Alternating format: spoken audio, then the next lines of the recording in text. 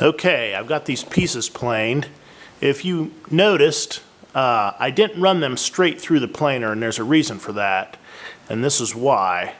Whenever you run a piece straight through the planer, when it gets close to the end, it has a tendency to pick up as it comes off the roller and get what we call snipe. It actually raises it into the blade more than it should. So if you run it on an angle, you kind of have more surface area there, and it, instead of coming through real sharply, it kind of gradually comes through, and you don't have a risk of snipe as much that way.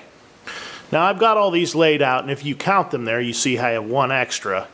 The one on the far right has a flaw in it, so I'm not going to use that one. I'm going to zoom in here.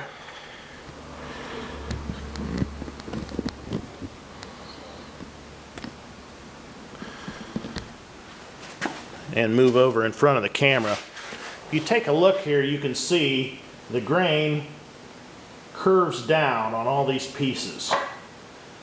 And the reason I laid them out that way is, generally speaking, wood will cut toward the pith side or the bark side of the tree, which is the top side here. So whenever I glue these up, I'm going to want to put the pith side together. Not that a piece like this will cut much, but it's generally a good idea when you do a glue up like this, you put the pith side together. Now, if this wood was correctly dried, should not be a problem. But it's always a good thing to keep in mind.